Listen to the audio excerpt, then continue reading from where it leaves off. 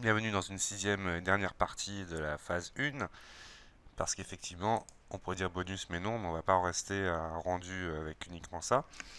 Donc ce qu'on va faire, c'est simplement perspective. On va venir construire un petit peu une scène avec un peu plus de bâtiments. Donc je vais par exemple mettre mon bâtiment ici. Hop, je vais le dupliquer. En laissant pourquoi pas un petit vide entre les deux en copie.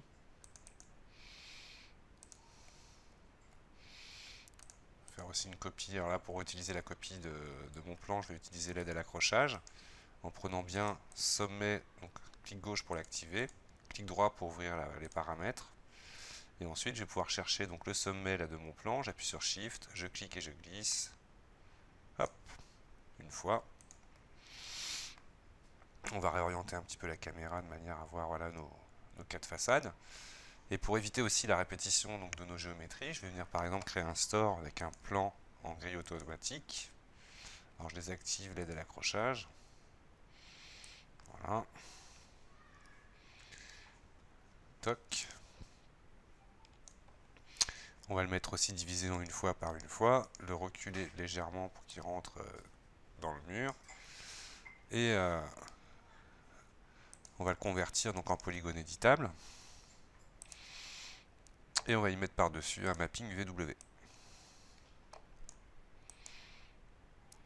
Ce qui va nous permettre comme ça de jouer avec l'ouverture ou la fermeture de notre store juste en bougeant une arête. Alors pour cela, donc, on va chercher une texture de ce genre. Donc, volet roulant, volet mécanique. Un truc plus ou moins justement une fois de plus linéaire. Donc celle-ci était très bien. Une fois qu'elle est téléchargée, je vais du coup aller directement dans l'éditeur de matériaux pour aller chercher donc ma matière. Donc là, celle-là, on les verra après.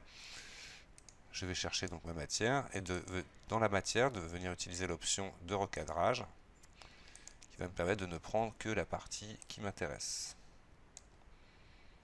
de la texture avec les petites poignées là pour bien voilà, isoler l'image. Et on constate que automatiquement du coup le recadrage est fait sur ma géométrie. Donc on va le dupliquer autant de fois qu'il faudra. Shift plus déplacer en copie nos géométries. Et là où ça va être très intéressant, c'est que du coup on va pouvoir jouer uniquement sur le sous-objet arête, par exemple du dernier, là que je vais grimper en Z, en utilisant le mapping. On voit que ça du coup ne va pas déformer. Voilà, par exemple, je passe au suivant. Je sors du sous-objet de celui-là pour sélectionner celui-ci. Je vais chercher le sous-objet arête. J'affiche le résultat final. Je déplace mon arête.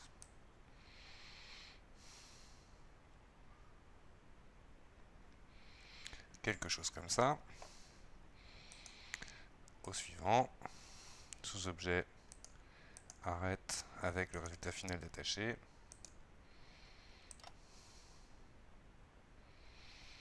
Voilà, par exemple comme ça. On peut aussi après, pourquoi pas, déplacer le mapping VW pour avoir quelque chose qui colle mieux au niveau du bas.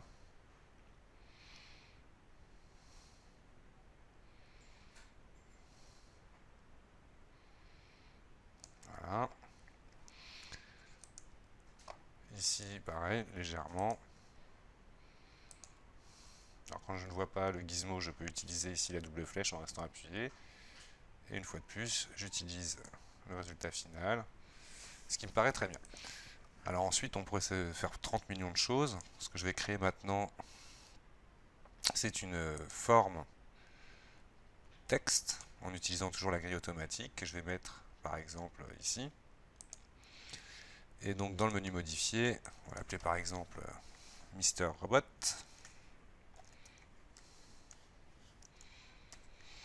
Donc là, on va pouvoir jouer avec la police que l'on veut. Alors, une fois qu'on a cliqué dans la case, on peut faire défiler ensuite après les options. Voilà, par exemple comme ça. Plus petit. Pour qu'il rentre dans l'espace ici.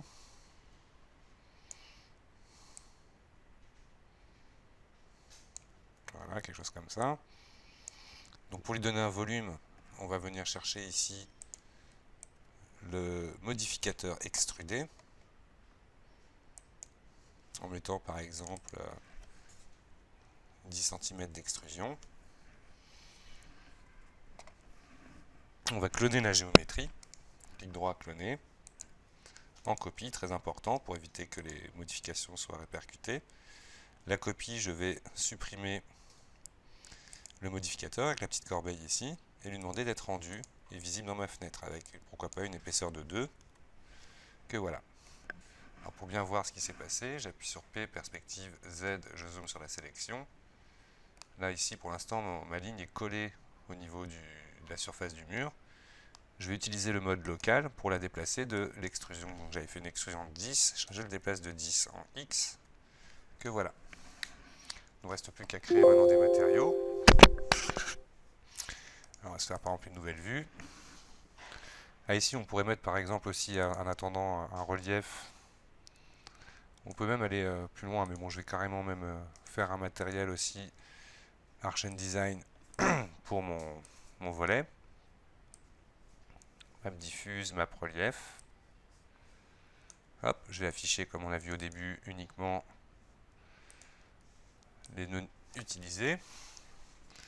Alors là maintenant je vais sélectionner mon plan. Il y a quelque chose de simple pour sélectionner tous mes plans d'un coup dans la scène. CTRL D. Ça fait généralement... Non, ça s'est désélectionné. Ah, du coup j'ai oublié. Outils, éditer, sélection similaire. CTRL Q. Et là tous les plans sont sélectionnés. J'y applique ce matériel avec bien évidemment l'option de visibilité.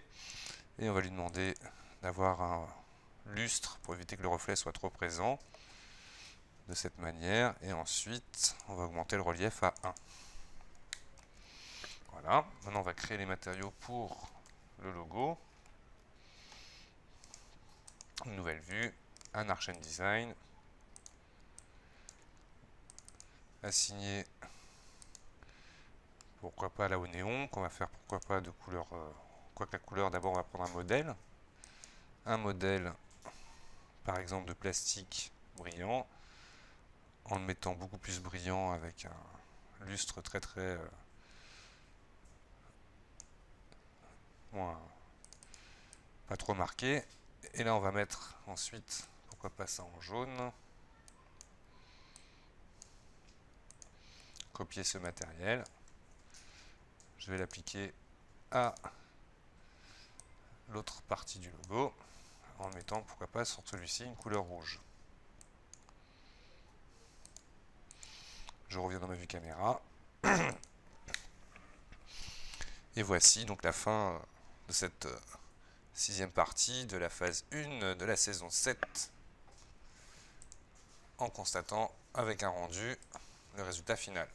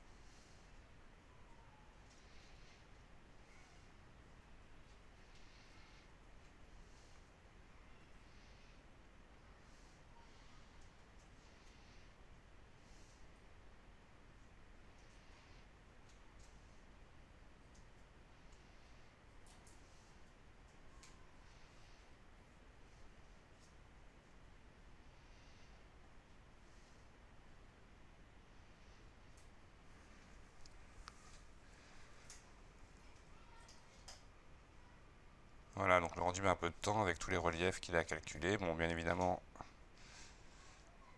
on pourrait encore aller plus loin en modélisation, en rajoutant par exemple des gouttières entre chaque magasin, bandeaux métalliques au-dessus, tout un tas de choses, ainsi de suite, ainsi de suite. Donc dans les prochaines séries, nous intéresserons à la création d'un personnage qu'on pourra mettre bien évidemment dans une image dont on aura besoin d'un environnement. Voilà, donc c'était le mot final. Merci d'avoir regardé et à très bientôt.